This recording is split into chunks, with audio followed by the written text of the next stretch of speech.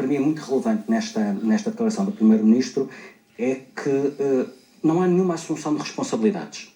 Estava a correr tudo bem, foi o Governo que fez o Orçamento de Estado, sabendo que este Orçamento de Estado, feito como foi, reintroduzindo normas que já tinham sido chumbadas no ano passado, era de altíssimo risco. Isto foi um jogo de altíssimo risco, de desafio do Tribunal Constitucional, com em alguns casos, com chique expertise básica, que obviamente o Tribunal Constitucional não ia engolir. E, portanto, isto era o óbvio que ia acontecer, que isto era uma crise à espera de acontecer. E aconteceu agora. Aparentemente corria tudo bem, mas repara, por outro lado, o Primeiro-Ministro, aquilo que nos vem dizer é a negação daquilo que foi a estratégia dele nestes 2 anos. Ele, por um lado, vem dizer vamos finalmente avançar para a reforma do Estado, de forma robusta, ou acelerar, intensificar a reestruturação do Estado. Foi ele que fez a opção de começar a consolidação orçamental pelos impostos, pela receita e não pela despesa. Portanto, foi ele que fez essa opção, não foi a Troika que o obrigou. Aliás, no memorando estava previsto que a consolidação fosse 2/3 pelo lado da despesa, 1/3 pelo lado da receita. O Governo optou pelo contrário. E também foi ele que optou por governar, cortando todas as pontes com o PS, muitas vezes desafiando o Presidente da República. Pedro Passos Coelho achou que podia governar sozinho, sem o PS, usando o CDS como uma muleta para aprovar leis no Parlamento e vendo como uma maçada quando o CDS defendia coisas diferentes e, em alguns casos, coisas bastante diferentes do caminho de Vítor Gaspar. E aquilo que Pedro Passos Coelho vê agora é que ele não soube fazer. Ele não soube encontrar os aliados, não soube manter as pontes abertas, não soube aproveitar o melhor do seu parceiro de coligação, não soube ir buscar o Presidente da República. Eu lembro-me de Vítor Gaspar dizer na Assembleia da República, quando o Presidente da República fez um aviso muito sério sobre as consequências deste caminho de consolidação orçamental, eu não tive tempo de ver as declarações do Presidente da República, o que escreveu o Presidente da República no Facebook. Ou seja, esta nova narrativa é, por junto, a negação da narrativa até agora. Menos num ponto, é que a responsabilidade nunca é do Governo. Aí continuam fiéis à narrativa inicial. Mas não há aqui uma reviravolta também? Como é que lês este apelo do Primeiro-Ministro aos tais partidos do arco da governabilidade e aos órgãos de soberania? Quando se é atropelado pela realidade, difícil. A alternativa era ainda pior, era o Governo demitir-se.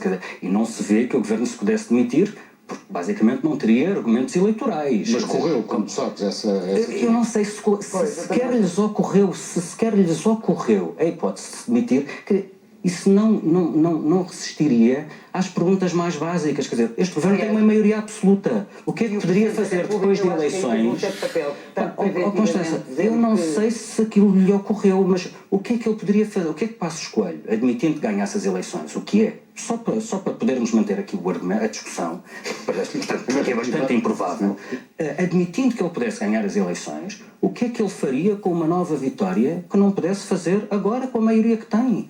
A instabilidade, o essencial da instabilidade, não está na coligação, porque apesar de tudo, sempre que foi necessário, a coligação assentou, pôs os pés no chão e soube hierarquizar as prioridades. O problema não é da maioria no Parlamento. O problema é deste Primeiro-Ministro, deste Ministro das Finanças e do caminho que escolheram. E não eram umas eleições que iam mudar isso, se o PSD eventualmente ganhasse. O que se passa com este Governo é o seguinte, é que já fez 2 orçamentos. E esses 2 orçamentos foram considerados inconstitucionais. E, portanto, permite a conclusão seguinte: será que este Governo é capaz de fazer algum orçamento que seja constitucional? Não vale a pena insistir num caminho que já deu todas as provas que dava para o torto. Quer dizer, que deu para o torto. Nós espetámos contra uma parede, ponto final. E neste momento temos um Governo à deriva a bater com a cabeça na parede sem saber para onde é que há de ir. Hoje também ouvimos Pedro Passos Coelho a chamar uma espécie de consenso para resolvermos esta questão, como que a trazer à coação aqui o Partido Socialista. Como é que olha para essa questão? Bom, eu não deixo de pensar nisso com alguma ironia, porque lembro-me que há 2 anos atrás também eu apelei à responsabilidade de todos os partidos quando se tratava de defender uma solução que a Europa tinha apresentado, e nessa altura os partidos acharam que o melhor era causar uma crise política. E o que me ocorre neste momento é olhar para a situação do país e perguntar se valeu a pena aquela crise política para chegarmos a esta E valeu ou não? situação. A verdade é que Passos Coelho e Vítor Gaspar limitaram. Vítor Gaspar muitas vezes parecia o representante da Troika em Portugal em vez de ser o representante de Portugal na Troika. E esse é que foi o problema, porque nós não negociámos nada, quer dizer, não garanto que houvesse sucesso na negociação, mas tinha que haver um passo à frente, tinha que haver uma decisão. E isso nós não fizemos. Ao contrário de Irlanda, por exemplo, quando foi o plano de resgate, por exemplo, que regateou os seus 12% no IRC, etc., e não deixou que isso fosse tocado, nós aceitámos tudo. Aceitámos tudo na lógica do bom aluno. Nós éramos muito bons alunos e, portanto, como éramos muito bons alunos, vamos escavacar o país e depois, quando o país estiver todo escavacado, a União Europeia e os nossos parceiros, os nossos credores, vêm nos ajudar porque nós cumprimos à risca o plano dele, que o plano dele levou à miséria da economia, etc., etc., à recessão, o desemprego, etc. E agora, depois disso, o único argumento que nós temos é dizer que mas nós fizemos tudo e mais alguma coisa, porque nós íamos mais além, aquilo não chegava. O programa era friquinho para o Pedro Passos Coelho, aquilo era fraco, era pouco, ele quis ir mais além na dose da austeridade. Os resultados estão à vista. Portanto, É essa a encruzilhada que tu há aqui um ponto que é engraçado, é que Pedro Passos Coelho falou do Estado Social, falou da Segurança Social, falou da Saúde, falou da Educação. Curiosamente não falou das rendas excessivas, não existe. Apesar da Troika criticar exatamente o facto do governo não as ter diminuído.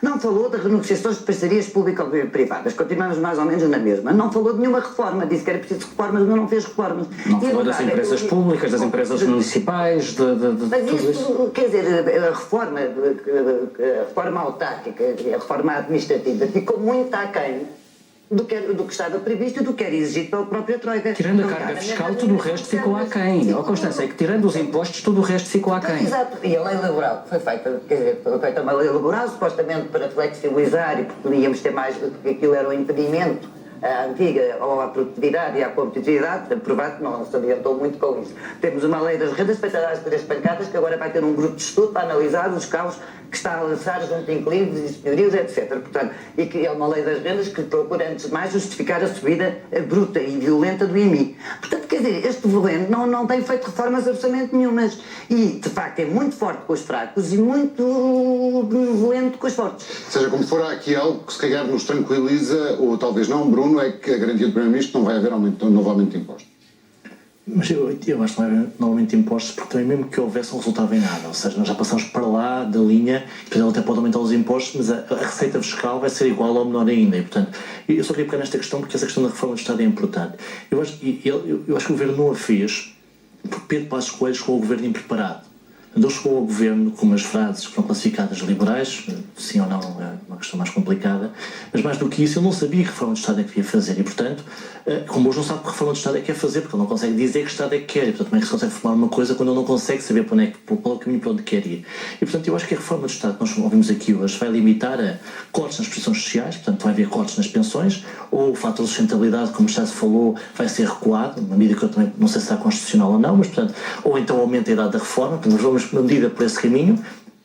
Mais acelerar aquilo que já se percebeu, que é o despedimento de professores, que está mais ou menos na calha, mas que não é nenhuma reforma de educação, é só principalmente dizer que há aqui 20 ou 30 mil professores a mais e pôs daqui para fora, e na saúde eventualmente é fechar alguns hospitais, e portanto, lá está, eu não tenho grande esperança que daqui venha uma reforma do Estado.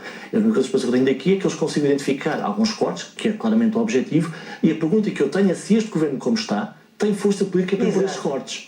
Eu acho que não tem. O auxílio do Presidente da República, que de facto está fragilizado e que não está a ajudar, aliás, nós não falamos aqui disso, mas, e não se pode reescrever a história, mas se o Presidente da República tivesse pedido a fiscalização do orçamento preventivamente, se calhar tínhamos tido esse problema em dezembro e estamos hoje com o problema resolvido. E a nota do Presidente é muito simples, aguenta-se, no fundo pode-se aplicar ao Governo o que Fernando Henrique disse em relação aos portugueses. Não aguenta, então não aguenta, continua a aguentar.